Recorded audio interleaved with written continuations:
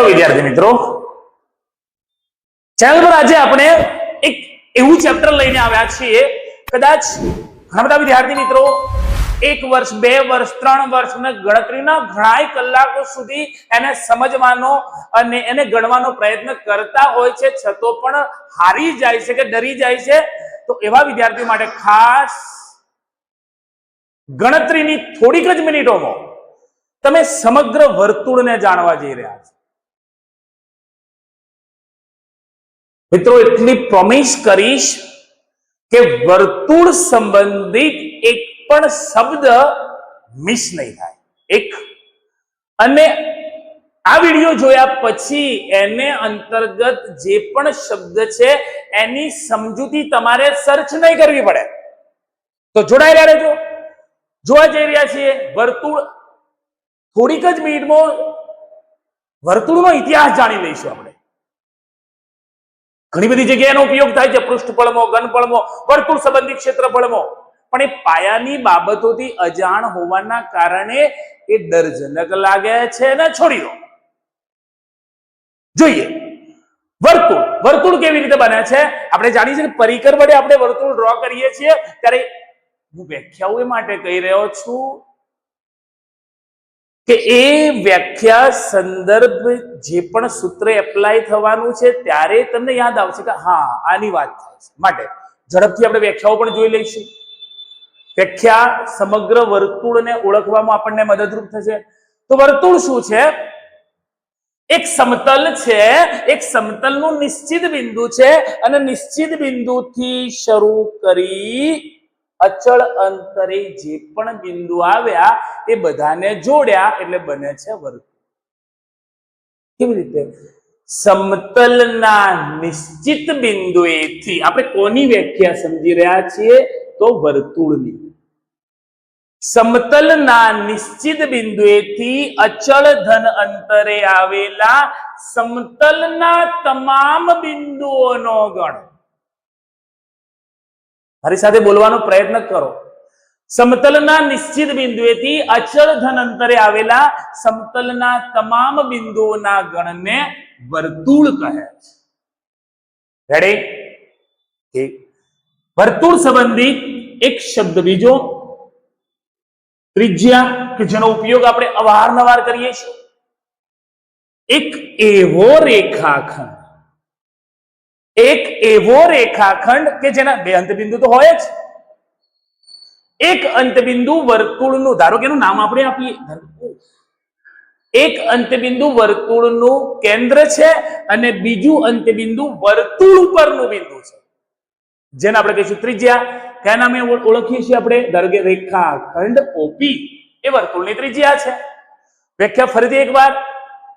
જે રેખાખંડનું એક અંતબિંદુ વર્તુળનું કેન્દ્ર હોય અને બીજું અંતબિંદુ વર્તુળ પરનું બિંદુ હોય તો તેવા રેખાખંડને વર્તુળની ત્રિજ્યા. ત્યાર પછી જીવા. હા, વ્યાખ્યા તમે પણ બનાવી શકો છો. બંને અંતબિંદુ કયો છે? વર્તુળ પર, તો એ જીવા છે. XY. જે રેખાખંડના બંને અંતબિંદુઓ વર્તુળ પરના બિંદુઓ હોય એવા રેખાખંડને વર્તુળની જીવા કહે છે. એક એવી જીવા દોરીએ કે જે વર્તુળના કેન્દ્રમાંથી પસાર થાય. સૌથી મોટી છે નહીં? તો કદાચ એ વર્તુળ કંઈક અલગ ક્વોલિટી છે એની અંદર. બંને અંતબિંદુઓ વર્તુળ પર તો છે જ, પ્લસ એ જીવા વર્તુળના કેન્દ્રમાંથી પસાર થાય છે. તો સ્પેસિફાઈ આપણે એનું નામ આપીએ છીએ વ્યાસ. અને ત્રિજ્યા કરતો બમણો હોય છે, ત્રિજ્યા તો વ્યાસ કરતો અડધી હોય છે, કારણ કે વ્યાસ એ બે ત્રિજ્યાઓના સંયોજનથી બને છે. આપણે એનું નામ, ધારો કે નામ આપીએ એ બી. તો વ્યાસ કયો છે? રેખાખંડ એ બી. વ્યાખ્યા શું થાય? વર્તુળના કેન્દ્રમાંથી પસાર થતી જીવાને વર્તુળનો વ્યાસ કહે છે. આપણે 4 શબ્દો એની સમજૂતી આપણે જોઈ છે. એકવાર ફરીથી થોડીક સેકન્ડમાં રિપીટ કરીએ.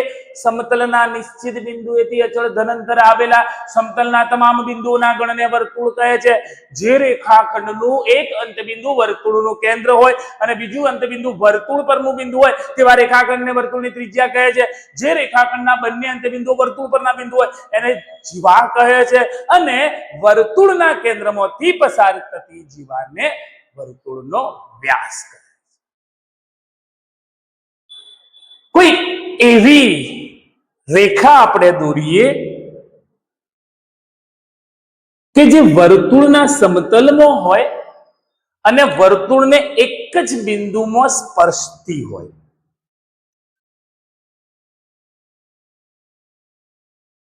તો આપણે એને કહીશું વર્તુળનો સ્પર્શક. કેવો કહીશું? વર્તુળનો સ્પર્શક. શું નામ આપ્યું છે આપણે? ડીઈ. શું કહી શકાય? વર્તુળને એક અને માત્ર એક બિંદુમાં સ્પર્શતી વર્તુળના સમતલમોની રેખાને વર્તુળનો સ્પર્શક કહે છે. વર્તુળના સમતલમોની, અન્ય કોઈ નહીં, કારણ કે એ બિંદુમાંથી તો હજારો રેખાઓ પસાર થશે, પણ એ રેખા વર્તુળના સમતલમાં હોવી. અને કોઈક બીજી રેખા કે જેની અંદર વર્તુળની જીવા જો આવી જાય તો એને આપણે કહીશું વર્તુળની છેદિકા. વર્તુળની જીવાને સમાવતી રેખાને વર્તુળની છેદિકા કહે છે. વર્તુળને એક અને માત્ર એક બિંદુમાં સ્પર્શતી વર્તુળના સમતલમોની રેખાને વર્તુળનો સ્પર્શક કહે છે. આ કેટલાક શબ્દો આપણે જોયા છે. તો વર્તુળના કેટલાક જે વક્ર ભાગ છે વર્તુળનો, એ વક્ર ભાગની જો વાત કરીએ તો એ સમગ્ર જે વર્તુળ છે એ છે પરિઘ. સમગ્ર વર્તુળ જે છે એ પરિઘ, અને પરિઘ માપન માટે 2πr. આખો વર્તુળનો પરિઘ એ 2πr છે. નોંધ કરજો મિત્રો. અને એક એવો ટુકડો લઈ લઈએ આપણે, ધારો કે એ બી આ વર્તુળનું કેન્દ્ર છે ઓ. જે નાનો ભાગ વર્તુળના એમ કહેવાય કે અર્ધ વર્તુળ કરતો નાનો છે તો આપણે એને કહીશું લઘુ ચાપ. કેવો ચાપ કહીશું? લઘુ ચાપ. નીચે તરફનો ભાગ કે જો વર્તુળનું કેન્દ્ર સમાવેશ નથી થતું, આવતું નથી, એ ભાગ છે લઘુચાપ. અને લઘુચાપ એટલે πr θ/180. તો ઉપરનો જે ભાગ વધ્યો તો આપણે કહીશું એ શું છે? તો એ ગુરુચાપ છે. તો એ ગુરુચાપનું કોઈ સૂત્ર નહીં, એ સૂત્ર બોર્ડ પર લખેલું જ છે. આખા વર્તુળમાંથી તમે આ લઘુચાપને બાદ કરી લો. આખું વર્તુળ એટલે 2πr અને લઘુચાપ બાદ કરીએ એટલે πr θ/180 બાદ કરીએ તો વધેલો જે ચાપ છે એ ગુરુચાપ છે. અર્ધવર્તુળ માટે શું કહી શકાય? તો જો પરિઘ આખે આખો 2πr છે તો અર્ધવર્તુળ અથવા અર્ધ ચાપ જેને કહેવાય એને આપણે કહીશું πr. આખો ભાગ 2πr છે, એના અડધા એટલે πr. ફરીથી એકવાર, પરિઘ કે વર્તુળાકાર જે સપાટીનું માપન છે 2πr, અને એ જે ચાપ છે એ અર્ધવર્તુળ કરતો નાનું છે તો લઘુચાપ πr θ/180. ગુરુચાપ 2πr - πr θ/180. એટલે કે આખા વર્તુળમાંથી લઘુચાપ બાદ કરીએ તો ગુરુચાપ વધે છે. અર્ધવર્તુળ ચાપ શું છે? તો આખો ચાપ 2πr છે તો અર્ધવર્તુળ માત્ર πr. એ સિવાય આ વાત થઈ લંબાઈના માપન. એ સિવાય માનો કે એક લઘુચાપ દ્વારા એક વૃતાંશ કપાય છે તો આપણે એને કહીશું લઘુ વૃતાંશ. અને લઘુ વૃતાંશનું ક્ષેત્રફળ જાણવા માટે આપણને ક્ષેત્રફળ ખબર હોવું જોઈએ. આપણે અગાઉ ભણ્યા છીએ કે વર્તુળનું ક્ષેત્રફળ બરાબર πr². એક વર્તુળ આખે આખું હોય તો πr². જો એ અડધા વર્તુળ કરતો નાનું છે તો એ લઘુ વૃતાંશ છે, અને લઘુ વૃતાંશનું સૂત્ર છે πr² θ/180. પાઈ આર સ્ક્વેર થીટા અપોન 360. આ ભાગ વર્તુળાકાર સપાટી જે આ ભાગ રોકે છે એ લઘુ વૃત્તાંશ છે. જો લઘુ વૃત્તાંશ છે તો ઉપરનો જે ભાગ છે એને આપણે કહીશું ગુરુ વૃત્તાંશ. તો ગુરુ વૃત્તાંશ ફરીથી એક વાર, જો આખું વર્તુળ પાઈ આર સ્ક્વેર છે એમાંથી આપણે લઘુ વૃત્તાંશ બાદ કરીએ તો શું વધે છે? ગુરુ વૃત્તાંશ. તો આખા વર્તુળ માટે આપણે શું કહીશું? Pi R square minus pi R square theta upon 360. Ready? કંઈક બાકી રહે છે? હા, એક આકૃતિ જોઈ છે, ખ્યાલ નથી આવતો કે કેમ ત્રિકોણ આવે છે અને કેમ ત્રિકોણ બાદ થાય છે, જેને આપણે વૃત્તખંડ કહીએ છીએ. માનો કે વર્તુળનો આ નીચેનો જ ભાગ આપણે શોધવો છે. બધી જ ક્રિયા બોર્ડ પર કરેલી છે, બધા સૂત્રો બોર્ડ પર લખેલા છે. તો એને આપણે કહીશું લઘુ વૃત્તખંડ. શું ફરક છે લઘુ વૃત્તાંશ અને લઘુ વૃત્તખંડમાં? તો આ આપણું લઘુ વૃત્તાંશનું જે સૂત્ર છે એમાંથી ત્રિકોણ બાદ. મતલબ કે પાઈ આર સ્ક્વેર થીટા અપોન 360 મોથી જો ત્રિકોણ બાદ થાય, ત્રિકોણ AOB નું ક્ષેત્રફળ બાદ થાય તો એ જે ભાગ વધે છે એ ભાગને લઘુ વૃત્તખંડ કહે છે.